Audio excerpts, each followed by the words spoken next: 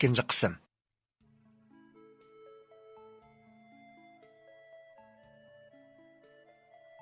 Uning shuncha ko'p ortiqchiliklarining bo'lishiga qaramay, ayollar uningga yarashmasimi, mis degan mushu sat laqamni hadya qildi. Ammo Sara bu laqamlarga unchalik bek parvo qilib ketmadi. Yurish-turish, ish-harakatlarda hech qanday o'zgarish bo'lmadi. Yanala shunchalik muloyim, yanala shundoq siliq. Xuddi it qavab qiliverdi, karvon yo'lga mingiverdi degandeklar.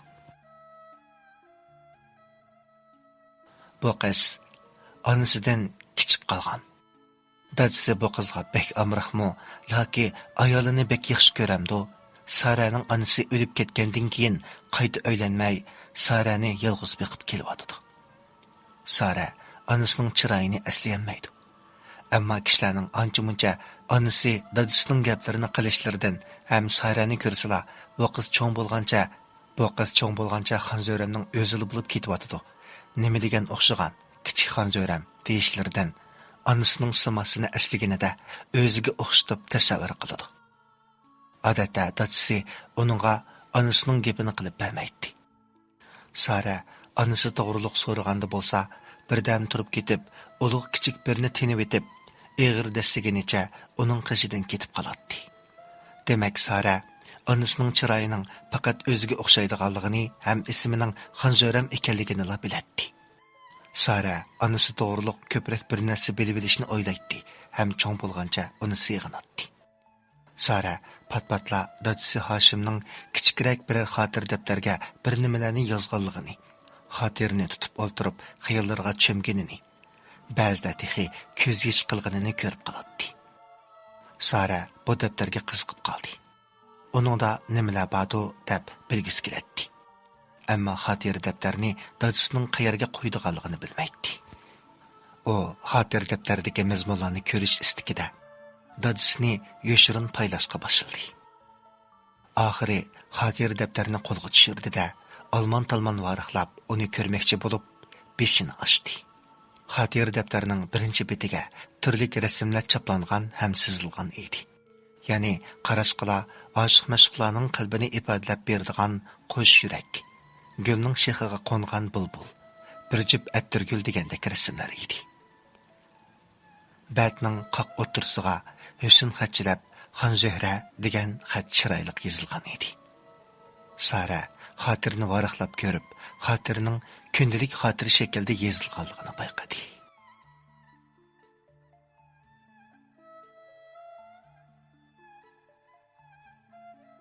Azaldan xotir yozadigan odatim yo'q edi. Ammo yaqindan beri hayojonimni bosolmaydigan bo'lib qoldim. Nemishqa desangiz, bu savoldan yuzim qizirib shu topda. Nemishqa demsiz? Men shu bizning uyba ko'chada o'xmishida meva-cheva sotadigan yeliqi egiz daroz balani yaxshi ko'rib qoldim. Hay. Bundaq tuyg'u faqat bo'lmaydi ekan desa, doimli haqni ko'rgisi kelib ketadi ekan odamning. Ya qo'li ishqi bormagan, ang vaqtining o'zi bo'ldim hozir. Heliqi meni mushunda g'alida qilib qo'ygan darozning ismini bilsamkan koshki. Chiroyini bak aniq ko'rib baxmaganman. Faqat uning bo'yining boshqalardan bakrak egizligini, andin kishilarning eg'izdan uning bak yaxshi deb ta'riflanganligini bilaman shu. Bizning uydagilarmi uni pat-patla maqtab qo'ydi texi. Ko'cha do'xmishdiki baqqal yigit to'limi o'ngliq esil bal ekan. Qaysi baxtlik onaning balasidir bu bala. Bizning shundaq o'g'limizdan birisi bo'lsa ha dadasi. Deb qo'yatdi onam. Buningga ulabla dadammi? Ha, rost deysizlar onasi. Bo'ladigan bola ekan bu bola. Hayotliq. Bizning qizlarimizga ashunda obdan bolalarni nisib qila. Deydi. Ularning bundaq deganini anglasam, onam dadamlar mening xiyolimni bilib qolgandeklar o'zimchil xijil bo'lib ketdim. U balg'a bo'lgan ajoyib tuyg'um kuchaygan sari uni ko'rib beqish istiki tug'ildi. Lekin qandoq ko'rishiman?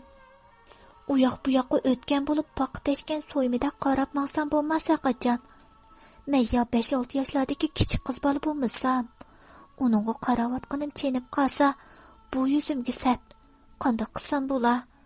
Adətə şuncha işləydigan kallam, bundaq vaqtda işləməyotqan neni? Ha, to'g'ri. O meyve satıdığı. Men onundan meyve setib alsam da boladığı. Bundaq bo'lganda hech kim mendan gumonlanmaydi. Ham yaqin orliqdan uni teximi aniq ko'ralayman-ku. Shundaq qilay. O'zimning bu amaldan xush bo'lib, kayfiyatim bo'lakchili yaxshi bo'lib qoldi. Yotoq uyimga kirib, ati uningdan meyve setib olganda, yo'q, uning bilan ko'rishganda qaysi kiyimni kiysam bo'ladi deb xeyli uzoqcha ko'ynaklarimni uni elib, buni qo'yib, uni kiyib, buni tashlab degandek xeyli uzunda bir qizil ko'ynakimni tanlab chiqdim.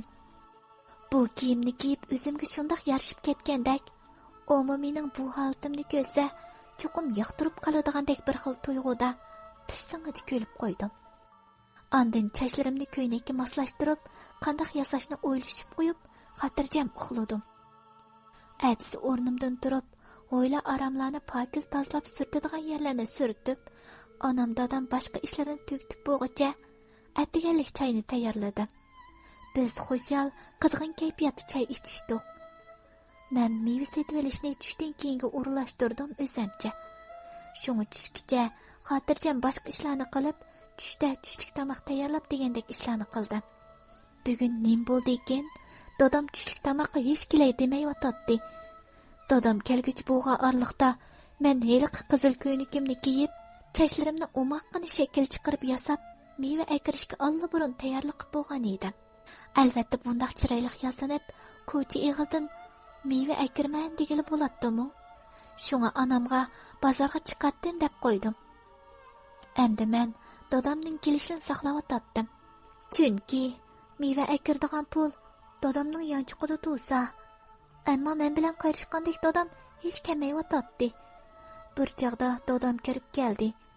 Dadam meni ko'ribla: "Voy, mening ay qizim bugun qizil gulga o'xshab qopdi-ku. Ha, bir yak boramsiz?" dedi. Men shu bozorga chiqib kiraymikin degan, ozroq bir narsalar lozim edi, dedim, chandurmaslikqa tirishib. Odatda yolg'on so'zlamaydigan bo'g'ashqimi, bu gaplarni devatganda yuzim xuddi ko'ynakimdakla qizirib ketdi. Dadam mendagi bu o'zgarishlarga diqqat qilmadimi aytavur. Ha, bo'pti qizim, chiqib kiring. Lekin balduroq qaytib keling, ha? Men deb qo'limga pul tutqizdi. Men pulni rahmat deb elib, oyoq kiyvelish uchun yotoq uyimga qarab mangdim. Ammo dadamning onamga davatgan so'zlari qo'liqimga kirib qoldi. Asli ozroq mevchi akirib qo'yay degan edim. Yiroqdan ko'tirib yurgicha ko'cha eg'izdagi helqi boladan olay deb udul mushiyaga kelsam, u bola bugun kelmabdi emasmi? Shunga yenib kirdim. Dadamning bu so'zlarini anglab, lassida bo'shab ketdim. Yotoq uyimda bir hazo o'tirib, yana o'rnimdan turdim. Yanala o'zim chiqib ko'rib baxmoqchi bo'lib sirtqa chiqdim. U rostilla davomli turdigan yerida yo'qtiratdi. U yon bu yoqqa minib baxdim. U haqiqatanmi yo'q edi. Shuning bilan so'lishibgina uyga yenib kirdim. Kunlar to'limu tasda o'tmoqda. Bu 10 kundan beri yeginim yegan, kiygan bo'lmay qoldi. Uningdan ansirdim. Uningga bir ish bo'lib qolganmidi? U savdo qiladigan o'rnini boshqa yerga yo'tkiganmidi deganda xiyollar menga faqatla orom bermaydi. Ichimda uningga xafa bo'lib qoldi. Lekin yana o'ylaydim. U mening hech nimam bo'lmasa, u hatto mendek bir odamning mavjudligini bilmasa, uningga nim deb qaydaydi. Men bek ahmoqmi nima? Deb o'zimga oy bermoqchimi bo'latdi. Ammo bu xiyollar mening uni sig'inish hissiyotimning oldida o'z kuchini tamoman yo'qotdi. Uning zoti nim bo'lgandi. Bugun dal 10 kun bo'ldi. U burun bundoq qilmaydi. Mayli issiq, mayli sovuq bo'lsin, bir kunmi kamay qolmaydi. Ajiba u biror hodisaga uchrab qolgan bo'lsa, hay, og'zingga uragan Zuhra, shu meg'izlik qilma. Nimishqa yaxshi tarafni o'ylamaysan? Bir ishlarni qalaymiqa o'ylama. Mushundaq lingir-taqtaq xiyollar qo'yindan chiqolmaydi. Men mushundaq egiz-pas xiyol surib yurib, o'zimning qandoq bo'lib ketganimga faqatla diqqat qilmagan edim. Anam bir kuni menda: "Qizim Xonzo'ra, biror yeringiz og'rimdi-ya. Rangillaringiz tatirib, yodab ketyapsiz. Yo, biror yeringiz beorom bo'lgan bo'lsa menga dang. Bulamdi chiroyli qizim", dedi. "Ha? Yo'q, hech yerim og'rimadi. Nim bo'ldimki? Hech tamoq yegim kelmaydi. Shunglashqimiki?" "Nima bo'lgansiz? Uning ustiga bakli jimg'urlashib ketdingiz. Qandoqli bo'lmasin? Doktorxonaga bir berib kelaylikmi, ya qizim? Bundoq tursangiz, men sal ansirab qoladi ekanman", dedi onam yana. "Voy yoqay ona, ortiqcha g'am qilmang-a. Menga hech bo'lmaydi." Men shundoq dedim-da, aynakka qarab, o'zimmi hayron qoldim. Rangim sarg'ayib qopti. Ko'zlarimni o'ltirishib, burunlarimni qir tortib qopti. "Uf, nimishdi bu? Bu daroza ajab qo'yindi-ku meni", deb uningga yana qaqshab qo'ydim. Atsi, dadam yo'g'on bir xalta meva ko'tarib bo'yildan kirib keldi. Xaltadagi mevalarni ko'rib, yana shu daroza yodimga keldi. Ammo dadamdan mevani qayerdan olganligini so'rg'ili bo'ladimi? Anam so'rsa, tang emdi. Ish qilib men so'rsam, bir yeri bir qandaqla. Yo, men bek ortiq o'ylab ketyotamdim. Dadam qo'lidagi xaltani onamga tutqizib: "Ha, bu mevalarni yuyib chiqqanlar onasi. Bek yangigan bu mevalar. Herqi bola bugun kapto. Qaranglar. Bularni shu boladan oldim", dedi. Dadamdan bu gaplarni anglab, ko'zlarim xushalliqdan chaqnab ketdi. Darhalla uni ko'rib boqqim keldi. Lekin evu xaltadagi mevalar tugisa, ondan ko'risharman. Onam mevalarni yuyib chiqqandan keyin o'ltiribgina mevalarni oqlab, dadamga birni yeydigan yerga ishkini yeydigan yerga to'tni yugizib, xaltadagi mevalarni xalila tugatdim. O'zimmi uyan o'tib bir tal, buyan o'tib bir tal yeb yurib, bu mevalarni ozli qo'ydim.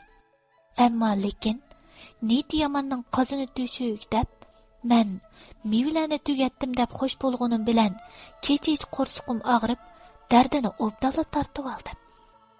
Atsi kechadagi beoramchiliklarni unutib, meva yeydab amdila tamshilib turib edim.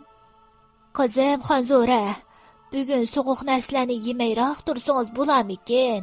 Kechadan xeyli qiynaldingiz. O'zingizni sal oyong bolam", dedi onam. Ortiq gap qilolmadim. Demisimi tas qoldim kechidan hojatxonaga o'rin solib yotqili. Ha deb qo'limga amdil olgan mevani aslidagi o'rniga qo'ydim. Darozi bilan ko'rishish planimning kayniga surilib ketayotganligidan ichim pushib qolyotdi. "Bo'pti, bu ishning vaqt soati bordu", deb o'yladim.